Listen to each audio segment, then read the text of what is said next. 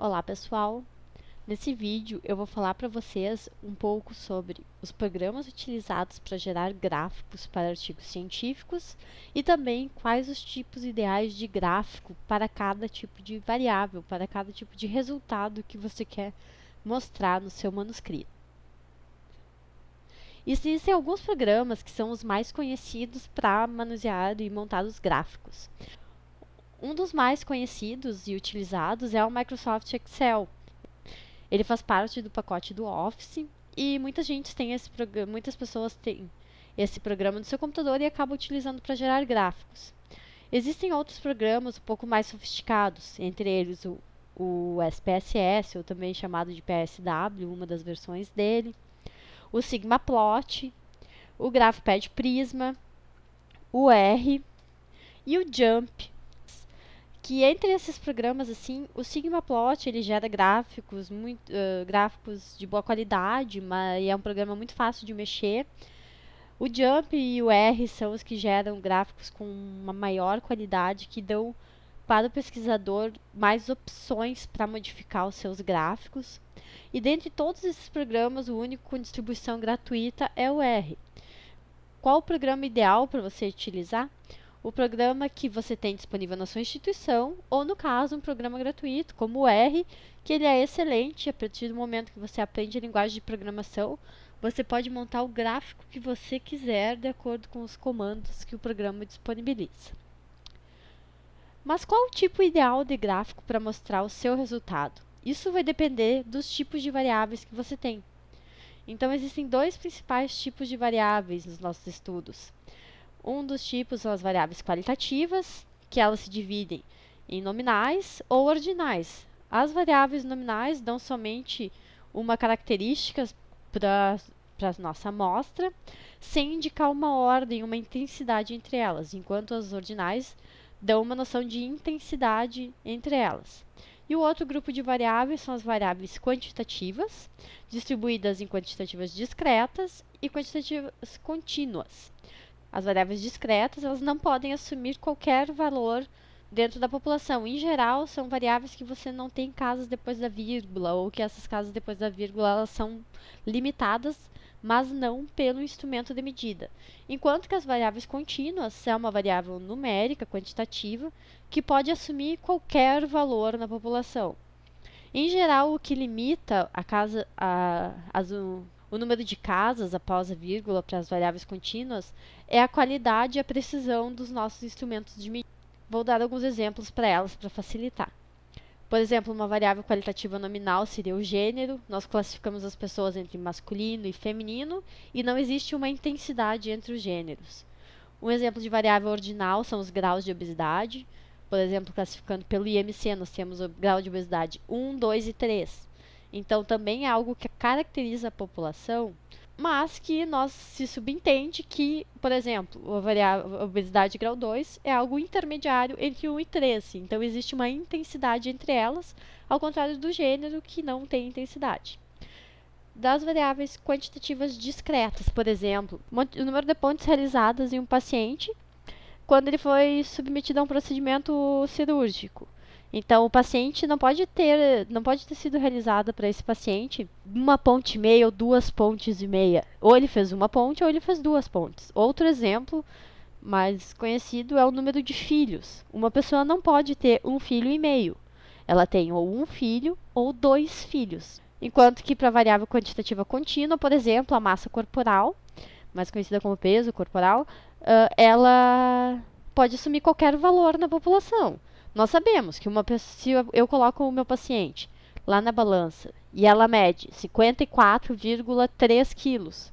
Na verdade, esse paciente ele tem 54,3, 4, 5, 6, uma quantidade de casas após a vírgula que a nossa balança não consegue medir, mas isso se desenvolve continuamente. Por que é importante essa revisão? Apenas para dar uma noção melhor agora para que vocês possam escolher e entender quais os tipos e ideias de gráfico de acordo com as variáveis. Quais os principais tipos de gráfico, então? Um dos mais conhecidos é o gráfico de barras. Esse gráfico de barras ele foi idealizado para frequências de variáveis qualitativas ou quantitativas discretas. Eu vou citar os principais tipos de gráfico e depois nós vamos ver alguns exemplos. O histograma ele foi feito para frequências de variáveis quantitativas contínuas. O box plot foi idealizado para mediana de variáveis quantitativas com distribuição não normal. O gráfico de pontos, média das variáveis quantitativas com distribuição normal. Gráfico de pontes, bigodes e linhas, a média também das variáveis quantitativas associadas ao desvio padrão. E o gráfico de dispersão, que é um tipo de gráfico de pontos também, ele é para a associação entre duas variáveis quantitativas. Vamos ver aqui o gráfico de barras. Todos os gráficos eles são compostos por pelo menos dois eixos. Um eixo horizontal, aonde nós colocamos sempre os nossos grupos de comparação, quem está sendo comparado, ou a nossa variável independente. Enquanto que no eixo vertical, nós colocamos os valores de frequência, ou o resultado esperado, ou a variável aqui no caso dependente. Um exemplo, por exemplo, de gráfico de barras. Aqui nós temos a distribuição dos tipos de estudo de um determinado grupo de pesquisa. Vamos imaginar que isso eram os estudos em andamento de um grupo de pesquisa, de acordo com o número total de estudos que esse grupo tem. Então, nós temos estudos de caso-controle, estudos de corte, ensaios clínicos randomizados, revisão sistemática e estudos transversais. Vejam que o gráfico de barras nos dá facilmente o quê? A visualização do maior número de estudos em andamento, do tipo de estudo que tem maior número em andamento, estudo de corte, 5 estudos em andamento, enquanto que o que tem o menor número de estudos em andamento são as revisões sistemáticas aqui, com um estudo nesse grupo. Vejam que no gráfico de barras, ele difere do histograma porque ele tem espaço entre os grupos. O que isso quer me dizer? Que não existe uma quantidade, uma ligação entre um grupo e outro.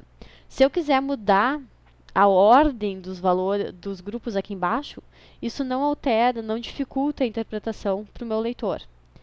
Uma questão importante de avaliar aqui também é a escala. Vejam, por exemplo, agora, se eu modificar a escala desse gráfico, o que acontece com a visualização dele.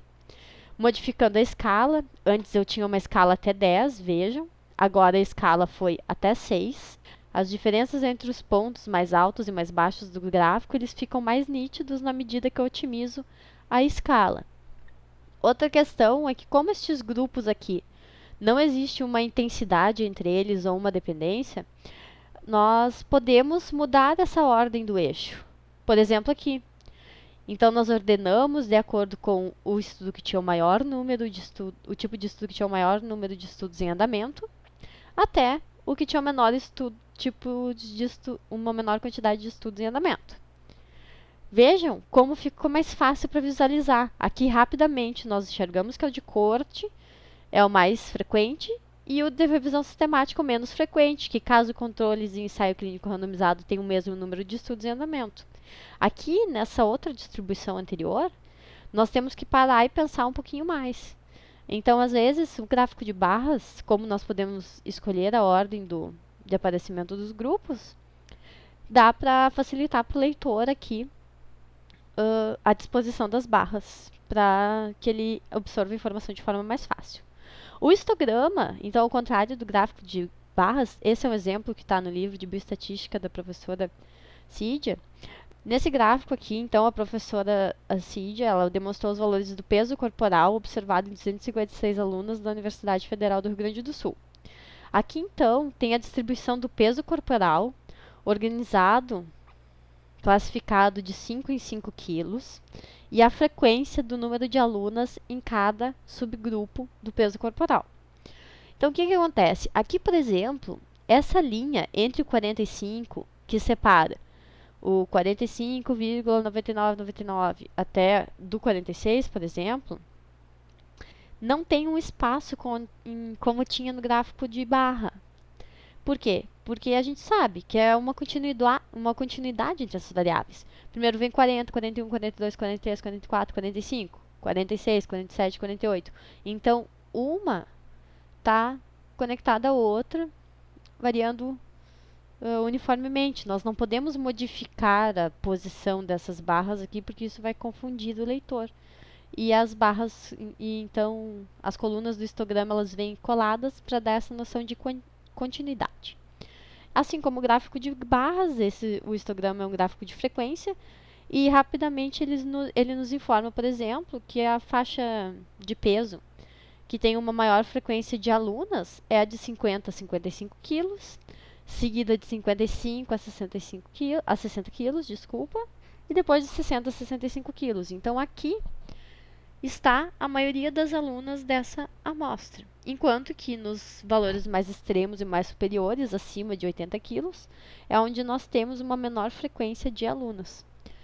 Outro gráfico, então, muito visto nos estudos, e esse gráfico está sendo cada vez mais utilizado, é o gráfico de box plot. Mas nesse gráfico nós temos que ter muito cuidado ao utilizar ele, porque assim, muitas pessoas tentam usar ele para mostrar média e desvio padrão. Entretanto, esse gráfico, quando você gera ele no programa, o default do programa vai te apresentar o quê? Nessa linha do meio da caixinha, ele vai te dar a mediana da tua amostra e não a média, como muitos pensam. Aqui, dentro da caixa, vão estar os valores. Entre esses valores vão estar correspondendo a um valor lá no eixo do seu gráfico, né? E aqui dentro vai ter 50% da tua amostra. Isso daqui não é um desvio padrão para cima e um desvio padrão para baixo. Muito menos os bigodes do box plot. Eles não representam um desvio padrão para cima e um desvio padrão para baixo. Eles representam os intervalos interquartílicos. Então, dependendo dos valores lá que o eixo Y corresponder, entre a mediana e a aba superior da caixinha, mediana e inferior da caixinha, somando as duas, você tem 50% da amostra. E nos bigodes, os outros quase 50% também, tá? Ficam de fora aí desses valores menos de 1% da amostra. Então, quando nós vemos um gráfico de box plot, aqui, por exemplo, os grupos A, B, C e D, de uma determinada fator lá em estudo, e os valores que variaram de 0 a 1 até menos 2. Então, aqui, o que o gráfico de box plot nos mostra rapidamente? Nessas barras horizontais no meio das caixinhas, são as medianas de cada grupo. Dentro das caixinhas está representado 50% da população e entre os bigodes, quase 100% da amostra estudada para cada grupo. Então, por exemplo, aqui no grupo B, onde tem a mediana mais alta, no grupo C, a mediana mais baixa. No grupo B, nós vemos que foi a amostra que menos variou aqui. Claro que você tem que depois testar com teste estatístico para ver se tudo isso é significante ou não. E então, aqui você vê o comportamento das variáveis de acordo com a mediana. Às vezes o pessoal coloca um ponto aqui dentro da caixinha, aí esse ponto sim representa o valor da média. Em variáveis normais, o valor da média pode coincidir com o da mediana, em variáveis não normais, esse valor não coincide. O gráfico de pontos e de bigodes, então, que ele está cada vez mais sendo utilizado dentro da linguagem científica. Aqui, por exemplo, dois grupos, controle e intervenção, atividade aeróbica, por exemplo. E aqui a variável de desfecho medida, por exemplo, o total de metros caminhado em um teste. Aqui a legenda do gráfico. O que nós podemos ver? Aqui, desculpa, a legenda do gráfico, que eles têm valores pré e pós-tratamento. Então, aqui tem um ponto, e esse ponto representa a média da população. Você traça uma linha reta em direção ao eixo Y, e aqui vai estar o valor aproximado da média dessa população. E entre os bigodes, aqui sim está representado o desvio padrão. Então, esse é o gráfico ideal para apresentar valores de média e desvio padrão de uma população. Então, por exemplo, você tem o valor pré e pós. Aqui nós sabemos que é o valor pré de cada grupo. Aqui na bolinha é o valor pós de cada grupo. E você vai associar o quê? Sempre nos gráficos, você associa símbolos, como o asterisco, como essa cruzinha, para indicar o quê? Por exemplo, aqui, o asterisco ele vai dizer que foi diferente do pré para o pós-tratamento dentro de cada grupo. enquanto que a cruzinha ele vai dizer que esse grupo aqui diferiu dos outros 3. Então, tudo isso deve estar descrito na legenda do gráfico para auxiliar o leitor na interpretação. Aqui, por exemplo, um gráfico de ponto, mais bigodes, mais linhas. Então, é um gráfico semelhante ao gráfico anterior, por mais que esse tenha bem mais informação. Então, aqui, por exemplo, você vê a distribuição dos valores de lactato, de acordo com o tempo de recuperação, em indivíduos com e sem resistência. Bolinha fechada com resistência, bolinha aberta sem resistência. Então, são 2 grupos submetidos a intervenções diferentes. E aqui é a variável de desfecho, e aqui é os momentos que foram avaliados. Nesse gráfico, dá para observar claramente que no grupo com as bolinhas abertas, ó, a média dos valores vai subindo ao longo do tempo, até os 5 minutos, e depois isso começa a cair, cair, cair. Enquanto que nas bolinhas fechadas fica nítido que ele cresce até o 3º minuto e depois ele cai o tempo todo, os valores dessa variável de desfecho, no caso o lactato. O gráfico, vocês podem ver, mas esse daqui só tem bigode para cima e esse daqui só tem bigode para baixo. Quando nós temos um desvio padrão, esse desvio ele varia tanto para cima quanto para baixo de forma igual. Para ficar visualmente mais claro, os autores podem optar por mostrar só uma das barras e o leitor deve imaginar que assim como essa barrinha aqui vai para cima, ela vem para baixo.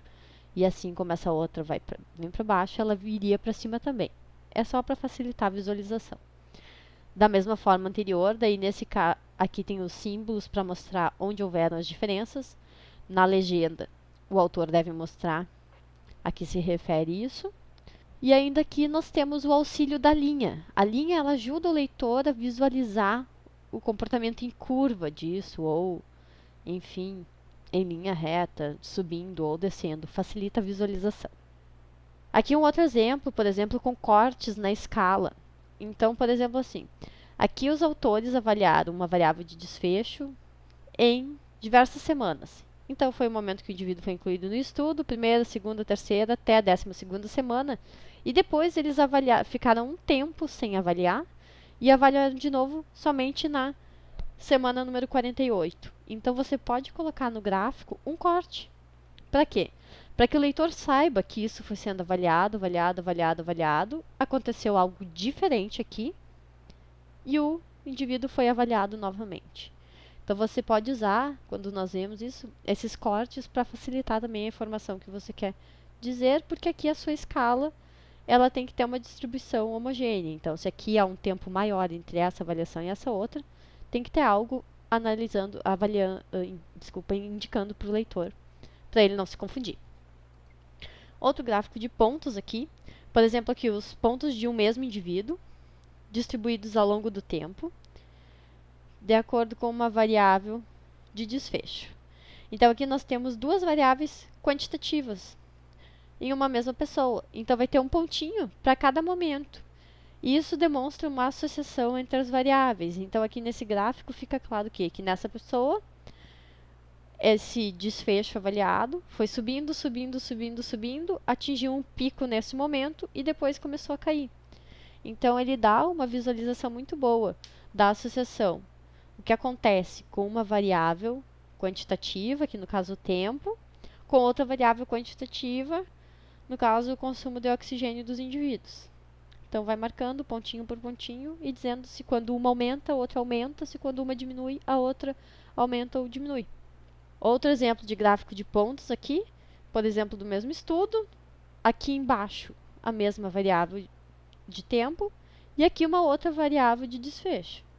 Então, você vê que aqui nesse caso fica nítido que essa variável ela só aumenta ao longo de todo o tempo avaliado, enquanto no anterior nós vimos que ela aumentava e depois diminuía.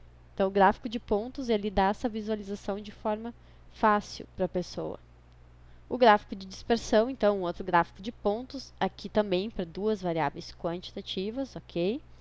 E aqui, por exemplo, podem ser valores de médias, valores de uma pessoa só. E o que ele nos representa? Por exemplo, aqui, essa variável no eixo x. Quando nós temos um indivíduo que atinge o valor em torno de 10, nós podemos ver que ele pode ter uma variável lá de desfecho perto de 20, um valor em torno de 25 aqui, outro acima de 40, outro por volta de 50. Então, o que nós vemos? Que uma variável, ela varia muito em relação à outra. Por isso que esses gráficos estão espalhados. Então, o gráfico de dispersão, ele dá essa associação entre as variáveis, quando ela não existe, ou quando ela é fraca, nesse exemplo de cima, e quando ela é um pouco mais forte, nesse exemplo de baixo. Então, aqui, por exemplo, ele forma essa nuvem com esses pontos mais próximos uns dos outros, e na medida que uma variável aumenta, a outra também aumenta. Observem que aqui, quanto maior o valor de baixo, maior o valor de cima. Resumindo então, quais os pontos principais de observação quando nós estamos montando um gráfico? Escolher qual a variável vai ser apresentada em cada eixo, é o ponto de partida. Você sabendo o que quer mostrar no eixo X, sabendo o que você quer mostrar no eixo Y, você já sabe qual tipo ideal de gráfico você vai demonstrar, vai precisar utilizar. É importantíssimo que você descreva nos seus eixos qual a unidade de medida que foi utilizada para cada variável. Também é importante que se adote uma escala nos eixos adequada, que o valor o valor em que o eixo varia, ele deve ser um valor que dê ao leitor uma noção real dos resultados. Também é importante que você deixe claro quais grupos estão sendo comparados. Deve utilizar recurso de legenda, recurso de cores, o que for permitido dentro da sua da revista que você pretende enviar o artigo. E que as diferenças entre os pontos elas fiquem claras na sua imagem. Então, nessa figura que você vai apresentar ao leitor, ele deve colocar o olho e enxergar de cara o resultado que está mostrando. Quando vocês montam o gráfico, o ideal é perguntar, quando acabou ele, mostrem para alguém, para algum colega que não está muito envolvido com os resultados do estudo de vocês. Se ele entender o gráfico de vocês rapidamente, sem que vocês precisem dar para ele informações, o gráfico está ótimo. Se ele precisar de pouca informação extra, o gráfico de vocês está muito bom, vocês devem adaptar um pouquinho com as dicas das informações que o seu colega não conseguiu entender. Enquanto que se ele não entender nada do gráfico, talvez os leitores que vocês pretendem atingir também não vão entender. Então, quem sabe tem que dar uma modificada no gráfico, verificar esses pontos que nós comentamos durante o vídeo, para tentar adaptar melhor. Então, o que é principal? Que você defina o que é clinicamente relevante. Então, que fique claro no seu gráfico o que realmente é importante para aquele paciente. Se houve uma grande diferença entre os grupos, o leitor precisa observar essa diferença. Se não houve uma grande diferença, você não deve fazer uso dos recursos da escala, por exemplo, para fazer de conta que teve diferença. Se ela não houve, você deve mostrar os dados, normalmente usar uma escala adequada e concluir sobre isso. Então, sempre pense no que é clinicamente relevante e se o seu gráfico está mostrando isso. Por enquanto era isso, pessoal. Qualquer dúvida pode mandar e-mail, enfim. A gente está à disposição para dar mais informações quanto a isso e quanto aos vários outros assuntos que o grupo Research for Research da Duke University tem para mostrar para vocês. Obrigada.